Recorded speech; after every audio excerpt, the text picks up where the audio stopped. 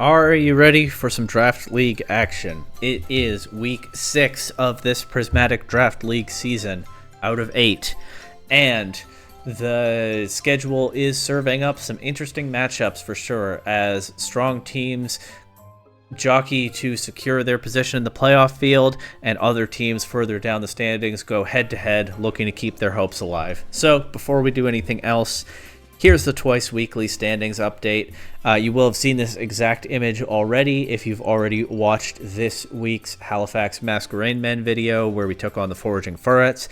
The result of that set is already available to see on the channel, but is not reflected in this image here. This image is just here to refresh your memory as we head into the rest of the week's matchups. The Peaceful Porygons go into this week as the lone undefeated team. The varsity Farmboys and the aforementioned Foraging Furrets close behind them in solid position to make the playoffs. Then we have our Halifax Masquerade Men grouped in with the Cryptic Cryogonals and Florida Falinks taking up those last few playoff spots. 6 teams will make the playoffs, 6 teams named so far. The regional Reshirams, Liberty Garden Garchomps, and Drowsy Torkoals are all breathing down our necks, and with the possible exception maybe of the Alberta Arcanine, even though we're in the late stages of the season, I do not believe that anyone is mathematically eliminated yet going into this week, at least at my best guess. And so, I didn't do the math, but I think that's probably right. And so, in these final 3 weeks, very nearly anything still can happen. What has not happened in week 6 is a trade. None of those to report. Wait, is that right? Hang on. Okay, there's already a trade in for next week, but yeah, none for this week. But I do have one programming note before we jump into the replays. There will only be 4 sets to watch this week, as unfortunately the Liberty Garden Garchomps have had to forfeit their set against the regional Reshirams. So that is scored as a 2-0 win for the Reshirams. Always unfortunate to see that happen, but in the end, it's a Discord draft league. Real life gets in the way sometimes. It is what it is. Hopefully the Liberty Garden Garchomps will be back to close out the season strong in these next 2 weeks. But I have no idea what happened there, and it's none of my business. But yeah, the Reshirams do get that 2-0 win officially, and I'll get set up now for the 4 sets that we do have to watch. First up this week, we have the Azure-Bay Chatots taking on the Marvelous Bridge Malamars. 2 teams further down in the standings, but as far as I know, not out of it yet. And so this is very much a must-win set for both of them, I would say. The Chatots are... they brought 3 Pokemon that can dance, but they're leaving the dancer itself or a Choreo behind. That said, a possible setup mode with Volcarona or Corviknight could be very strong here, has put in a lot of work for them before. Quaquaval makes sense as a strong offensive threat into, well, I was going to say the dark type spam on the other side, but the Malamars, they brought 2 dark types to the set, and neither one of them is weak to fighting. I don't remember what else they have on their roster. Quaquaval could help cover for something like the Midnight Lycanroc that's shown up a lot, but honestly, I don't know that you bring it into this Psy spam here with the 4 psychic types on the other side. But something like a Quiver Dance Volcarona or even a Struggle Bug support Volcarona, if you get the positioning right, could put in decent work here. Corviknight is helpful to cover for the fighting types like Blaziken and Hisuian Decidueye, though I see the Blaziken is also not here. But you probably, if you're the Chatots, wait to see what you see at preview and then build a game plan around that. So I could definitely see a Volcarona focused game plan here. Volcarona looks very strong into this team, other than the Honchkrow and... no, not even the Malamar. The Malamar gets annihilated by bug type attacks, so the Honchkrow specifically.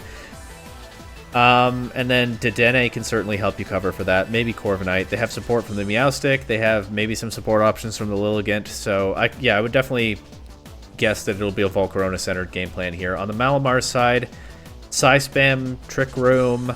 I could see manual Psychic Terrain with Expanding Force on stuff. I could see Reuniclus and Slowking just trying to go in. Pokemon like Quaquaval, honestly even Dedenne, maybe even Corviknight can be very easily threatened by those. So actually a lot might come down to how the Honchkrow is positioned against the Dedenne and the Volcarona. But I don't necessarily know what some Pokemon like Decidueye and Malamar are here to do, so let's just jump in and find out. As we see Volcarona and Dedenne leading against Reuniclus and Slowking. Looks like the Malamars are going right for that Trick Room mode, and the Chatots might try to answer with Volcarona setup, the Dedenne quite possibly being here to cover for a Honchkrow lead, or maybe we'll see some Struggle Bug support or something, although I don't know then what the Dedenne is necessarily for. Oh, it is Struggle Bug. Okay, Dedenne doing half to Reuniclus with a Thunderbolt, but Reuniclus still bulky enough to survive the Struggle Bug. It will take the special attack drop. Slowking will not. So Slowking has an item that stops... Wait, you know, it has either a clear amulet to stop stat drops, or more likely it has a covert cloak to stop things like fake out, but then that also does stop the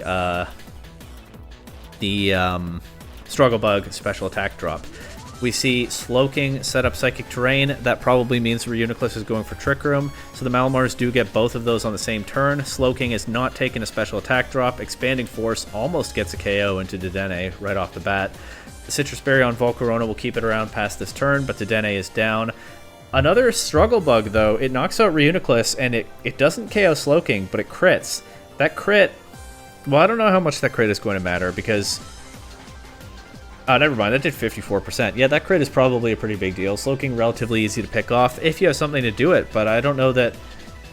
I mean, you can't use priority. They don't probably have much anyway, but it doesn't matter in the Psychic Terrain. Slowking surviving that Struggle Bug crit, able to rip off another huge Expanding Force, and your best bet is probably just Corviknight resisting it, I guess? But we'll see. The Malamar comes in. It's Quaquaval on the other side. They did bring Quaquaval against the 4 Psychic types, but we don't get to see why, as it's just knocked out immediately by an Expanding Force. Malamar showing that it has the Expanding Force too. So the manual red card... we'll get to the red card. The manual Trick Room Psy-Spam game plan just working perfectly for the Marvelous Bridge Malamars here. The red card that forcing the Slowking out there, it's red card Lilligant. Maybe it's meant to take boosts away from a Blaziken. That would make a lot of sense, but of course there is no Blaziken in this set, so if that was the original plan, it's not going to come into play here. But yeah, the Chatots brought 2 Psychic Resists to this set. One of them is Meowstic. It's not terribly bulky. The other one, of course, is Corviknight, but those were the 2 Pokemon that they left behind, and Trick Room, Psychic Terrain turn 1, and then just clicking Expanding Force over and over gave a fairly dominant win here to the Marvelous Bridge Malamars. So we'll see how the Chatots adjust. They now know that Struggle Bug won't weaken the Slowking. Well, it'll do damage to it, but it won't weaken its damage output back. I wouldn't be surprised to see the Corviknight here to try to have something that can hold up against the Psy-Spam mode, but yeah, we'll see if they have a real answer. As Volcarona leads with Quaquaval this time. Quaquaval showing up again to this game. I wonder what it's here for. But we see Slowking and Honchkrow on the other side. Slowking goes straight for Terra Water, covering for a Bug Buzz, maybe? Honchkrow, I thought maybe there'd be some Power Herb Sky Attack stuff, but instead it just goes for a Sucker Punch into Volcarona. So maybe not running a Flying Attack. Still chips Volcarona reasonably well, but not as threatening as it could have been. And Volcarona could, especially with the Lycanroc not being out there on the other side, Volcarona could still be a problem for the Malamars. Quaquaval lands a knockoff into Slowking. The Slowking actually has turned off its weakness to that by terrestrializing, so nice Terra there, as we do see that it did have the Covert Cloak. But it will take a drop from the Struggle Bug now because that Covert Cloak is gone. Volcarona showing the Rage Powder, so it looks like it was running a setup, or excuse me, a support set all along, and probably not looking to set itself up with Quiver Dance, which would explain why it never tried to do so in this set. And never mind what I said about the Honchkrow, maybe the Sucker Punch was just trying to cover for a Terra. We do see a big Brave Bird knock out Volcarona here. And it's Moxie Honchkrow. Quaquaval taking out the Slowking with a close combat. Slowking not putting in as much work this game. Moxie on both sides, but of course Trick Room is up and the Honchkrow is slower than the Quaquaval. So it would seem to have the advantage here, plus it can threaten a Brave Bird again. We do see the Corviknight this time, facing Reuniclus. Quaquaval detects, kills a turn of Trick Room. There are 2 left, but Corviknight takes a lot from that Expanding Force, and Honchkrow, not fooled, doesn't target the Quaquaval, instead doubling up with a Night Slash into Corviknight, and I'm not sure Corviknight is going to make it through these Trick Room turns. Brave Bird into Reuniclus, not doing that much back. Unboosted Corviknight, not the strongest Pokemon, unfortunately for the Chatots, as Corviknight protects here. Avoiding a Sucker Punch from Honchkrow, but Expanding Force takes out the Quaquaval. That's why Honchkrow is attacking Corviknight, because Reuniclus is KOing the Quaquaval either way, so Honchkrow is just more useful targeting the Corviknight slot. I should probably have picked up on that sooner, but there's the reason that we're not seeing another big Brave Bird. But once again, it's just too much offensive pressure from the Marvelous Bridge Malamars. Corviknight avoids a Sucker Punch, but Reuniclus takes 2 KOs with the Expanding Force. And so Corviknight was able to hold out a little bit longer than its teammates, but not long enough. The Marvelous Bridge Malamars wrapping this one up before the Trick Room is over. And yeah, just a perfectly executed game plan there, as they found something very strong where their opponent just didn't bring a good enough answer. That's what it comes down to. We've seen a lot of the Lycanroc and a lot of the Blaziken, and with Volcarona being sort of the key Pokemon on the other side and Oricorio showing up a lot, either one of those could have been a reasonable bring here, but the Marvelous Bridge Malamars found a better way and just swept the other team aside here with the Expanding Force, and potentially, I'm not sure, I haven't done the math, but potentially kept their playoff hopes alive. We move on now to the other end of the current standings, as we see the Cryptic Cryogonals taking on the Peaceful Porygons. The Porygons, of course, sitting in first place at 5-0 through 5 weeks, thanks to a very difficult team to take on with a lot of different layers to how they can play it. We don't see the Ursaluna layer this week, but we do see the Nightmare duo of Jumpluff and Charizard, and the very tricky, fast, powerful duo of male Indeedee and what is probably unburdened Psychic Seed Hitmonlee. Then there's the Gastrodon. It makes sense, I guess. They're facing a well-balanced team. They're bringing some well-balanced pieces. The Gastrodon can redirect water attacks from the Gyarados. It can potentially wall the Kilowattrel depending on the set, and it's definitely a strong offensive check to Hisui and Arcanine. So yeah, just a useful, bulky Pokemon into a lot of the best Pokemon that the Cryogonals have been bringing week in, week out. And then I don't necessarily know what Electros is here for. It is a ground immunity. In fact, they brought 3 ground immunities this week, and the Cryogonals have been putting in a lot of work with the Crocodile, often with a choice item in past weeks, although I don't see it here this week. So stacking up ground immunities is a nice idea. Electric coverage into Gyarados is pretty good.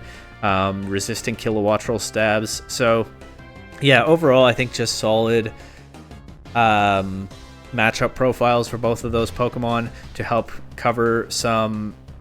Oh yeah, especially to help cover Pokemon like Arcanine and Gyarados and Kilowattrel that can be problems for a Charizard offense mode.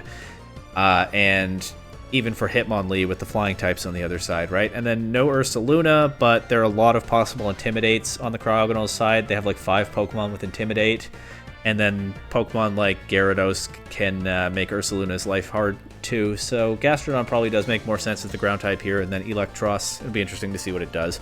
On the Cryogonals side, not even bringing the Crocodile. Maybe just feeling like it's too offensively threatened by the likes of Hitmonlee, Charizard, and Gastrodon. Though, let's just establish this now. You don't have to take my word for what the Cryptic Cryogonals coach Reckless Trico is thinking. I don't know, I haven't discussed it with them, and you can get their own thoughts on their own channel, Reckless Trico, which I'm going to try to get into the habit of linking in the description now that I know I can do that. So you can watch this set from a first-person perspective over there. But we do see Kilowattrel, Gyarados, 2 different flying types to help answer the Ursaluna. Gyarados, probably just one of the strongest Ursaluna checks you could think of, which probably has something to do with why the Ursaluna isn't here. Between that and Hisui and Arcanine can also help to answer the Charizard. You have Gardevoir able to throw off those tough special attacks that my team had so much trouble dealing with a couple weeks ago and cover for things like Hitmonlee. Klefki probably running some kind of support set. Spreading paralysis and stuff with Klefki is maybe not great this week because of the psychic terrain likely coming on the other side, but it could be running Rain Dance to turn off their strong sunlight. It could be running screens. You never know with Klefki. And of course, as far as the standings go, the Cryogonals are currently sitting in a playoff position, but still looking to make it official, to clinch that spot, and obviously testing how well they match up against the first place team right now. So yeah, a lot to be proven on both sides potentially in this matchup, but we see here Kilowattrel and Gardevoir leading against. It is Indeedee. It is not Psychic Seed, Unburden, Hitmonlee. I see those two Pokemon together and I just assume I know what's coming, but no. The Hitmonlee not getting those boosts and immediately being outsped by the Kilowattrel and taking a big Thunderbolt. Indeedee landing a crit Hyper Voice into Gardevoir, which combined with the Rock Tomb from Hitmonlee knocks Kilowattrel out. Kilowattrel could have set Tailwind there if it wanted, prioritized damage into the Hitmonlee. We'll see what that's building toward later, but it is now knocked out as, Gardevoir goes for Encore. Locking the Indeedee into Hyper Voice. What were they trying to cover for there? If you see a male Indeedee, you're probably thinking Expanding Force, but if it's running Hyper Voice, that makes more sense into a Gardevoir. Or maybe you think it's trying to set Trick Room, although not if it's paired with Hitmonlee, I would think. Although it's not a speed boosting Hitmonlee, which I was surprised by in this position. So maybe trying to mess with a Trick Room setter, but I really don't know what that was for in this position. At face value, the Hyper Voice is still an offensive threat, so I don't know that the Encore necessarily adds much. You absolutely will have to watch Reckless Trico to find out what the idea was behind that play, so go do that after this video. If you haven't already.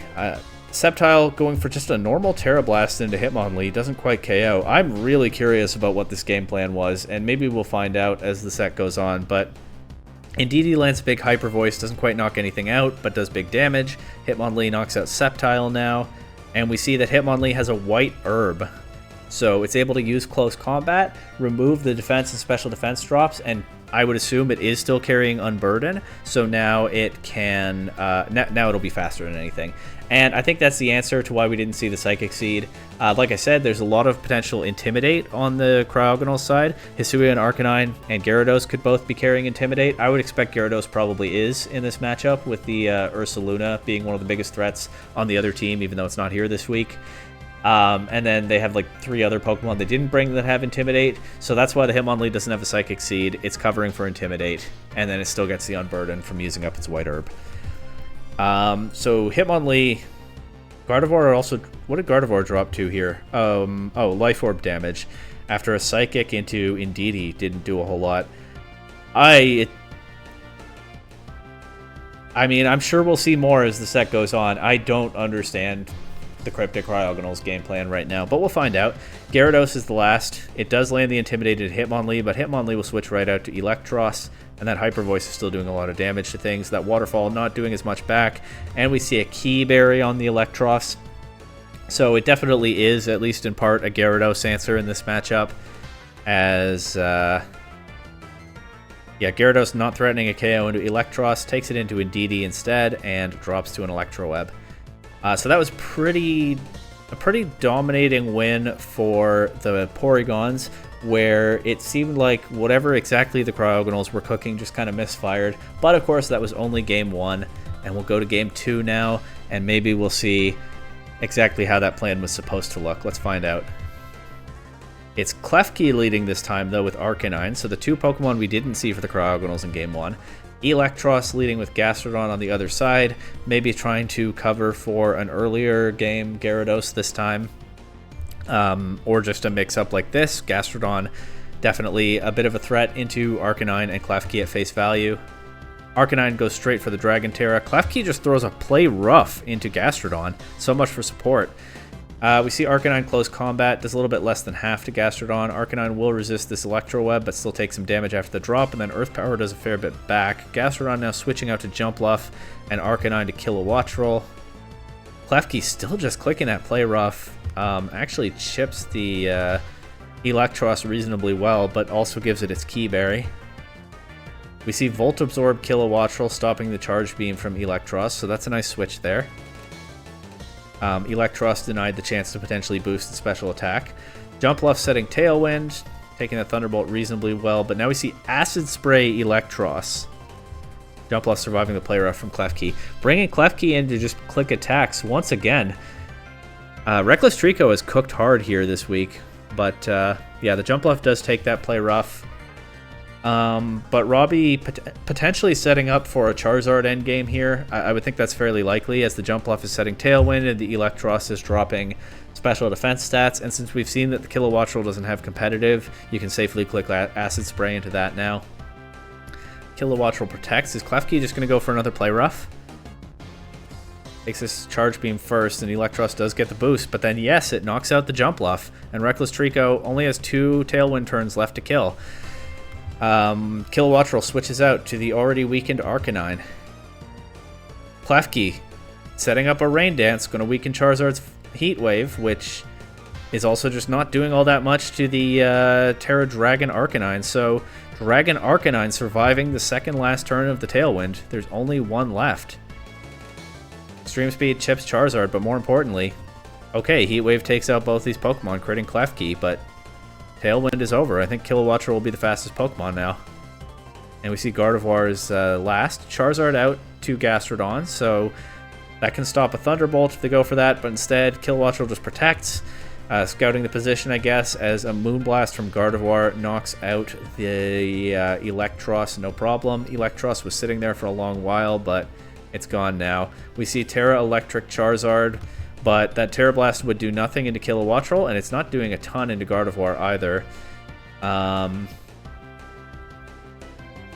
Kilowattrel goes for Water Weather Ball, I guess, into Charizard, but it's stopped by the Gastrodon. So Gastrodon proving its value in this matchup here.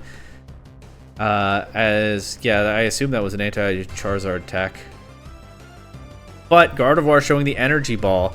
Strong into the 2 potential ground types on the other side. Again, I'm thinking about the Ursaluna, but, you know, also a way of dealing with that Gastrodon and making sure that the next Water Weather Ball can connect with the Charizard. Charizard, of course, with this Terra type, resists Kilowattrel's usual stabs of Electric and Flying. I don't know why I said usual. The Kilowattrel hasn't terrestrialized, but it doesn't matter. Rain boosted, Water Weather Ball. And, yeah, I don't necessarily know what the deal was with the Play Rough spam, but the Klefki did enough damage to set up this endgame. And then even at low HP, the Terra Dragon was clutch on the Hisuian Arcanine, as it was able to come in and kill just enough turns to get its team out of the Tailwind. And Kilowattrel and Gardevoir are showing just how threatening they can be as fast offensive Pokemon. It'll be interesting to see if they come out in the early game in Game 3, especially if we see the Hitmonlee again, because without the Psychic Seed, the Hitmonlee has to click close combat to activate its own Unburden. These are not great targets for that, and otherwise it's slower. So my guess is we won't see the Hitmonlee in Game 3, but the Charizard, I mean, Reckless Trico showed a lot of Charizard answers, unsurprisingly, in this game, so I don't know what the adjustment is if you're Robbie in Game 3. The Eelektross was able to sit on the field for a while. Maybe there's a way to get it going, but it did just drop to that Moonblast once the Gardevoir came in, and it wasn't just, you know, having to take attacks from Klefki anymore. So yeah, the Gardevoir and Kilowattrel can put out a lot of pressure. The Dragon Arcanine was fairly clutch there too. And despite how Game 1 went, it kind of feels like the Cryogonals are in the driver's seat here, and I'm not sure how the Porygons respond. But we see Gyarados and Klefki leading again, and I was wrong. It is Hitmonlee with Gastrodon, but we see the Intimidate lead on the Cryogonals side, so the Hitmonlee will get its Unburden immediately. Gyarados just protecting as Hitmonlee goes straight for a close combat into Klefki, does good damage. And Klefki goes straight for a Play Rough and knocks out Hitmonlee. I guess we saw that coming at this point. But the Porygons maybe have Charizard in the back, just removing the Klefki quickly. I don't think you're the most afraid of that Play Rough. And I think if you commit a slot to just attacking it with Hitmonlee at the cost of losing Hitmonlee to the Play Rough, you probably are trying to deny that Prankster Rain Dance later on in the game. Sure enough, we see the Charizard next. It's on the field next to Gastrodon, so it doesn't have to worry about a waterfall. Gastrodon actually switching out now to Indeedee, but there's probably still not a waterfall coming out. It'd be pretty cool if there is. Charizard goes straight for an Overheat, only does about half to Gardevoir. Gyarados crunches Indeedee. Oh my god, that's even better. I mean, I don't know if Reckless Trico saw that switch coming. I don't think I would have. Gyarados was probably just trying to get what damage it could into Gastrodon, or maybe catch Jumpluff on the switch. Crunch just being unavailable neutral attack into either.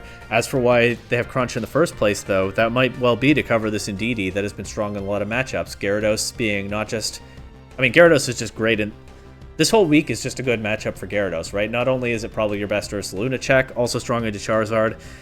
With the Crunch, also strong into Hitmonlee and Indeedee, and it pays off here as I'm going to have to watch Reckless Trico's perspective to find out. My guess is that was just meant to be a strong neutral hit into the Gastrodon, but, you know, Robbie discourages the Waterfall, but at his own peril, as the Gyarados just takes out the Indeedee in one hit.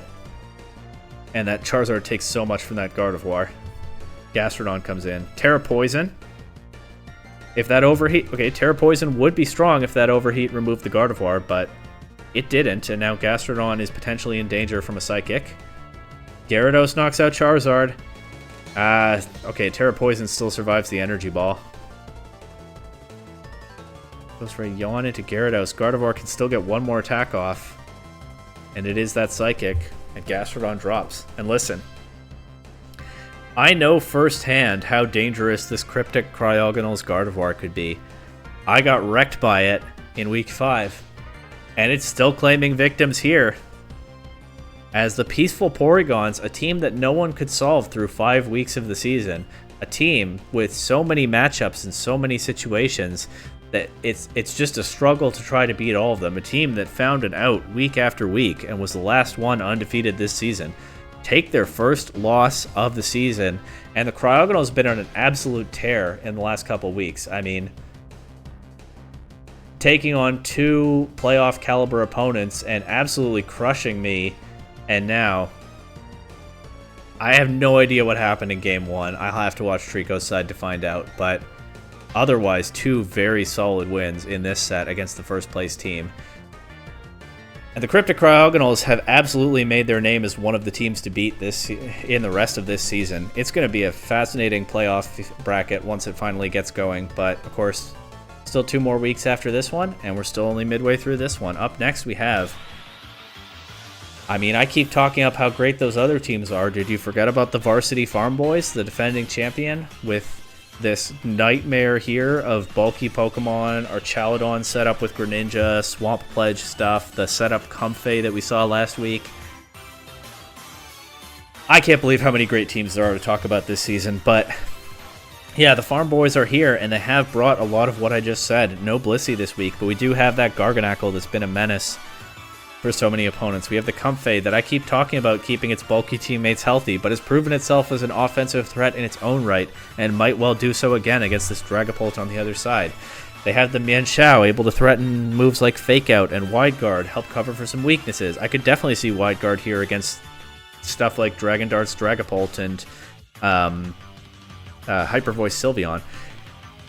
They have the Greninja, able to use Water Shuriken into their Archaladon to set up priority stamina boosts. They have possible speed control with Greninja and Venusaur with the Pledge combo. You've seen all this stuff before. It's nothing new, but it keeps working week after week. On the Falinks side, I was really thrown for a moment because I only saw 5 Pokemon here. I still don't know where the Ditto is hiding. I guess it's behind Metagross's legs over here. And by Ditto, I mean Diglett. But yeah, we got the Dragapult. We got the Sylveon. Dragapult could maybe go in this week with like Choice Band Phantom Force or Ghost Terra Blast or something. The only resist is Greninja, and it's frail.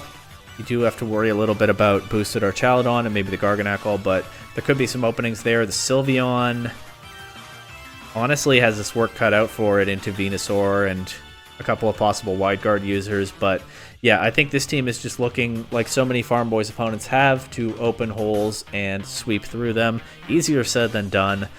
The Metagross is an offensive threat to Comfey, so that's good after the work that Comfey put in last week. But as always with this Florida Phalanx team, the Tauros can threaten the likes of Garganacl and Blissey, but then it has some issues into other Pokemon.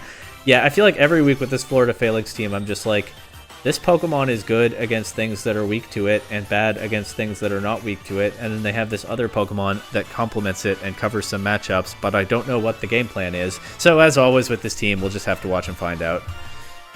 The Diglett is really interesting. I think that given how you want to play these matchups with this Phalanx roster, Yeah, if you can trap some of these bulky Pokemon on the field and get favorable positions against them, that could pay off very nicely. We'll see.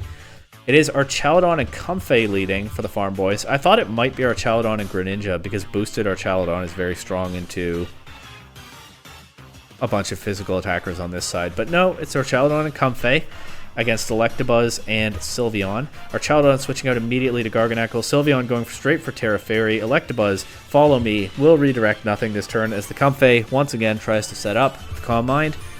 But Sylveon Hyper Voice does more than half to both Pokemon, okay. And we don't see a Maranga Berry on the Garganacl this week, so it's not going to take the next one any better. Comfey going for a Draining Kiss, only does 20% to Electabuzz with a crit. And there's that Follow Me Hyper Voice. And in 2 turns, the Falinks have just grabbed 2 KOs and taken a strong position in this game. We see Greninja and Archaludon, but Stamina Boost will do nothing into this Sylveon. We see Greninja going for Protect, but that uses up its Protean. I mean, maybe that's what they intended. I don't know. That does turn off its Fairy weakness, but yeah, the Greninja will be a normal type for the rest of the game. Archaludon just trying to remove Electabuzz with the Draco Meteor, but this Electabuzz looking very specially bulky, which makes sense into offensive Comfey, Greninja, Archaludon, Venusaur. Some good choices with Electabuzz, and sometimes like Calm Mind Blissey too in some weeks. So yeah, especially bulky Electabuzz, maybe opening up, or maybe showing an exploitable weakness in the way that the Farmboys often prepare week by week, as it tanks these attacks from both opponents. The Greninja has turned its Dark typing off, of course, and Hyper Voice Sylveon is just shredding this team. I mean, I'm worried about the Wide Guard. I didn't think it was very likely that the Garganacl was carrying it because it tends to have more useful moves available for most situations. But not bringing the Mienshao potentially really hurts the Farmboys in Game 1. That said, of course, the Sylveon probably has like Moonblast or Terra Blast or something. Terra Blast also being turned into a Fairy-type attack by Pixelate, or Terra Fairy, because this is just a very offensive Sylveon and we know it's Terra-type. Mienshao might not hold up any better against it, but I think if you're the Farmboys, you need something like a... Well, now that you know that it's not like Terra Fire or Ground on Sylveon, if you have a Terra Steel Wide Guard Mienshao, now is the time to bring it, because the Sylveon just shredded most of the rest of the team. Actually, Venusaur is probably the better check to Sylveon, but maybe you want to bring Wide Guard even with that, so that Sylveon isn't ripping through teammates while it probably takes a hit from Venusaur before going down. But yeah, Sylveon didn't have to worry about taking hits in this game, as what I assume is very specially bulky Electabuzz was able to redirect everything and never get KO'd, and so the Falinks might have just dropped a bit of a blueprint on how to take on this Farmboys team this season. And we did see a bit of a weakness for the way that the Farmboys have played this team, in that we've seen the setup Comfey with the Calm Mind in a few weeks now, but it needs certain matchups and certain positioning to really get going, because Comfey, you know, balancing for its strong support move pool and crazy priority and triage, Comfey is just not that strong. It doesn't have a lot of stats, it doesn't have the best attacks, and that really showed in this matchup. But we'll see now how they adjust in Game 2. I wouldn't be surprised to see the Venusaur or the Mienshao. I don't think you can bring the same 4 Pokemon again. It is Mienshao and Comfey. Okay, they're going to try to set up the Comfey again. But we see the Metagross leading on the other side. This time, Metagross is supported by Electabuzz. Now, if I'm right that it's especially bulky Electabuzz, maybe Mienshao is one of the best Pokemon to try to get rid of it, so that you can break through the threats on the other side. But Metagross, at face value, looks like a massive offensive threat into both of these. Comfey showing the Terra Ground, though. Okay, gets a Coaching boost. No Fake Out. You don't Wide Guard in this position, I think. But no Fake Out and no just close combat or something into Electabuzz. So Electabuzz is sitting comfortably here, lands an Electro Web to slow the Mienshao down. Not the Comfey, though. Oh, because it's a ground type. It didn't take anything from the Electro Web. Comfey showing the Key Berry as it takes that Meteor Mash pretty well after Terra, and a Coaching boost. Now it has the Key Berry. So yeah, okay. They might have found the right positioning here to set the Comfey up after all. Mienshao still going for the Coaching, Comfey going for the Calm Mind. But Metagross crits with the next Meteor Mash. Might be interesting. And Comfey, see what I mean? Draining Kiss still not doing all that much to Electabuzz, even after a couple turns of setup. as Electabuzz is able to pretty safely redirect here. Psychic Fangs from the Metagross takes out the Comfey. Maybe it goes a bit differently without that Meteor Mash crit, but the Comfey was still not looking strong enough to really power through here. Maybe unless it had Ground Terra Blast, but I don't know. See Mienshao and Venusaur now, so yeah, a lot of coverage for the Sylveon, but so far the Sylveon is not even here. However, they do get the Fake Out into Electabuzz. They land an Earth Power into Metagross. It does less damage than you probably want if you're the Farmboys right now. Some damage. Mienshao is gone, though, to that Psychic Fangs. It's our Chaladon in the back, not able to find room for the Garganacl or the Greninja, as they probably loaded up on Sylveon checks. And just use the Mienshao to try to actually get the Comfey going this time, which again maybe works better without the crit, but I'm not entirely convinced. I saw what damage it did to that Electabuzz with that one attack that it got off. And here's the Sylveon anyway. Electabuzz giving it not only redirection but some speed control. Sylveon not at all worried about a foul play. Leech Seed into the Electabuzz is maybe kind of nice, but I'm not sure. It might be too little too late as Venusaur gets taunted. The Sylveon lands a Fairy-type Hyper Beam. Terra boosted. KOs our Chaladon. And the Varsity Farmboys will not be playing this out with the Venusaur. I don't know what moves Venusaur has. Earth Power, Leech Seed. I don't know if it has a Sludge Bomb to try to take advantage. Oh, it can't take advantage of the Sylveon recharging anyway because Electabuzz is still there with the Follow Me. And so, the Florida Falinks with an offensive masterclass sweeping aside the nightmare bulky Varsity Farmboys. Maybe it's a different set if we see the Blissey, but then it is just a different set because then we see maybe more Metagross. Maybe we see what the Dragapult or Tauros can do. We never saw either of those. Maybe we even see the Diglett trapping Blissey on the field so that a physical attacker can remove it, and they can still set up a Sylveon game plan. So I don't know that Blissey would have solved this at all, but yeah, the Sylveon just ran through this team in Game 1, putting out so much damage, so much more quickly than its Fairy-type counterpart in the Comfey.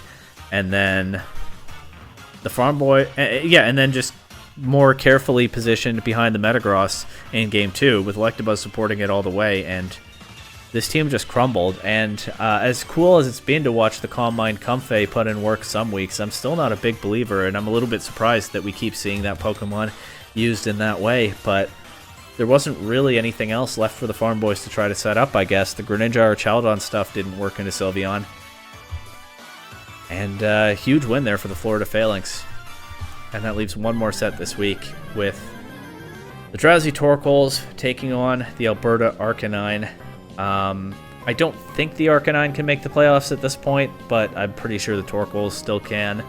But we are once again down in the lower part of the standings where teams are fighting for their lives, and there is very much a chance for someone to go on a run and shake things up the rest of the way. I mean, we've already seen a huge win by the Marvelous Bridge Malamars. We know the regional Reshirams are now officially at, what, a 3-game winning streak? So still a lot of life down here in the lower half, and now we'll see the Torkoals keep pushing for a playoff spot, but they of course have a tricky opponent in the Alberta Arcanine. We see that Smeargle that keeps running things like Population Bomb and Boom Burst, trying to get just the right moody boost to put in work. We see the Lapras that's probably going to click Sheer Cold at some point. We see the Ceruledge able to potentially set up and sweep if the opponent isn't careful about removing it quickly, which might be tricky to do if you have Smeargle and Lapras shenanigans to worry about. Supported by the Drought from the Ninetales here, and then Hatterene able to bring some special offense, maybe a Trick Room component. And I'm not sure what the... Well, okay. Yeah, I'm not sure what the Chansey is here for. I mean, Chansey's not going to be that helpful into Lycanroc or Shiftry, but I guess Chansey can kind of wall Clawitzer and Noivern, especially Mismagius. So Chansey's a mixed bag in terms of matchups this week, but it can definitely make things harder for some modes that the Torkoals can go with.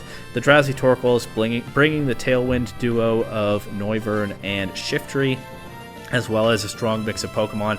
Hisuian Lilligant is an offensive threat to a lot of what the Arcanine are able to bring each week. Not, well, maybe, depending on Sera type, maybe the Hatterene and the Ceruledge, but Not necessarily those, but then you have Miss Magius actually complementing the Lilligant really nicely this week, able to help cover those. Dusk form Lycanroc is great into most of these Pokemon, being able to threaten Rock-type damage into 3 weaknesses, and then Smeargle's just not that bulky, and Hatterene doesn't really want to be taking Tough Claws boosted physical hits. So a lot of different ways that the Torkoals can attack this matchup, and we'll see what they go with here in Game 1. Lilligant and Noivern leading against Smeargle and Lapras. Sash, Smeargle, Choppleberry, Lapras, that's very good to know. So Frisk coming through there. We see Terra Ghost Lilligant, not about to take a population bomb. Leaf Blade crits the Lapras, doesn't quite KO, but...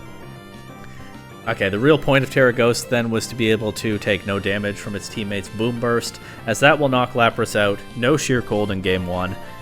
Smeargle is low. Let's see what Smeargle goes for. Oh, it's Throat Spray Noivern too. Nice. Boom Burst right back. 2 Boom Bursts this turn. You don't see that too often. As it's not doing very much damage though to Noivern and none at all to Lilligant. And Smeargle takes a special attack drop from the Moody. We see Ninetales come in. Smeargle goes for Burning Bulwark, but Lilligant goes for a Rain Dance. Turning off the possible Sun Boost for a possible Ceruledge in the back. And still sitting comfortably while its partner spams that Boom Burst. Of course, Noivern is not the hardest hitting Pokemon, but Boom Burst is an extremely powerful attack, so it still chips that Ninetales down pretty nicely. Smeargle, though, boosting its special defense with the Moody, but that doesn't help it take a Leaf Blade, and it doesn't go for the double Burning Bulwark, which would be unlikely to work out anyway. So Noivern with a Rain-boosted Hurricane will pick up the Ninetales, and the last Pokemon for the Arcanine is indeed Ceruledge. Lilligant goes for Poison Jab for some reason. Even Leaf Blade would be better, but, well, maybe you're just trying to poison it. I guess that is Lilligant's best chance of really contributing here, assuming Fighting Move, Leaf Blade, Poison Jab. So actually, I might do the same thing just for the chance to poison the Ceruledge, but Noivern is going to do more with the Hurricane, and sure enough, it KOs. And so, like I said, the Torkoals had a lot of different ways that they could attack this matchup. They definitely found a good one here with the duo of Terra Ghost, Lilligant, and Noivern. Between the two of them having pretty solid coverage into this team, and we'll see how the Alberta Arcanine adjusts now in Game 2. But this time it's Shiftry leading with Noivern, so that could be explosion stuff. But they are facing Ninetales and Ceruledge. Let's see the items before we pause. Specs Ninetales and... Citrus Berry, Ceruledge. Okay, and the Rain Dance Lilligant is not on the field right now. You can't just click Explosion into Ceruledge. You can't really try to reliably Sucker Punch it because it could be setting up with Bulk Up or Swords Dance, especially the Citrus Berry suggests to me maybe a Bulk Up set. So maybe the Shiftry has a big Dark Attack to just throw at it immediately. Otherwise, this actually looks like it might be a pretty favorable lead for the Arcanine. So we'll see if they can put in some work with it. We see Terra Water Shiftry. Tailwind goes up, and Wind Rider, and never mind. There's that big Dark Attack as Knock Off just knocks out the Ceruledge. And what looked like it might be a reasonably well-positioned lead here does not work out for the Arcanine. That's Pokemon sometimes. It can be a cruel game. Shiftry still takes a lot from a sun-boosted Ninetales Fire Blast. And we see Chansey next, but Shiftry is... I mean, looking at that Chansey like it's a tasty snack, as Chansey is running Leftovers, not Eviolite. Interesting. But either way, Shiftry knocks that off. Chansey takes a lot of damage. Shiftry will be knocked out by this Fire Blast, but I'm sure the Torkoals have something strong in the back. It's the Lilligant. It's back. Arcanine haven't used their Terra yet, so if it were like Terra Ghost Chansey, maybe it would get a sneaky chance to recover here. Maybe. But instead, it uses Helping Hand. I can't imagine a Ninetales Fire Blast needs that into Lilligant, so maybe they're trying to get rid of Noivern this turn. Oh, I forgot. Right, Lilligant is in Tailwind. It has the Rain Dance, so that Fire Blast is actually going to be nerfed. So maybe that's what the Helping Hand is about, as sure enough, they do go for it into Lilligant. And it KOs, but Noivern able to land a Boom Burst, get its Throat Spray boost, finish off the Chansey with a Hurricane. Chansey never got a chance to recover any HP, and that Choice Specs Fire Blast is really not doing much to a Dragon type in the rain. Clawitzer in now. Knocks out the Ninetales with a Mega Launcher, boosted Water Pulse in Rain, and I don't think Smeargle is standing up against these two Rain attackers. Terra Normal, Noivern sets Tailwind, Mega Launcher, boosted Aura Sphere knocks Smeargle down to its Sash. Smeargle goes for Dragon Energy, but of course Dragon Energy works like Eruption and Water Spout. It becomes weaker the lower your HP, so at 1% it's doing like 1 damage back. Smeargle getting a special attack boost, probably too late. Burning Bulwark will get it through this turn, but there's no contact move coming out for it to burn the user. No physical attacker to worry about a burn anyway. Smeargle speed boosted with the Moody, but the Torkoals still have Tailwind up. And so, yeah, I really liked the offensive synergies from this team this week, this Torkoals team. The Lilligant and Noivern paired really well, and so did the Noivern and Shiftry, as they always do, because Noivern is one of the fastest Tailwind setters, is able to nicely set up that Wind Rider. Ceruledge really could have been a threat in this matchup, but Shiftry taking it out turn 1 in Game 2 was, I think, kind of the deciding factor there. And then, of course, it also got big damage into Chansey, and its special attacking teammates didn't have to worry about that Pokemon the rest of the way. We never saw Lapras click a move, so no Sheer Cold this week. And yeah, even the Clawitzer put in work with Lilligant. Yeah, Noivern controlling speed with Tailwind. No Tailwind on the other side this time. They didn't bring the Volbeat. Lilligant then free to turn off the Strong Sunlight with Rain Dance, and then Clawitzer in the back in Game 2, able to close this one out. So yeah, really solid offensive synergies throughout this particular Drowsy Torkoals lineup. Very solid win, and that, again, will keep them alive in the playoff race. So just 2 weeks left in the regular season, and things are definitely getting interesting down the stretch. There are going to be some cool matchups ahead in these last 2 weeks, and it still remains to be seen who will get to play beyond that. And it's going to be a heck of a playoff bracket after that. So 2 more weeks and then playoffs. And please stick around and watch, because it's going to be worth it.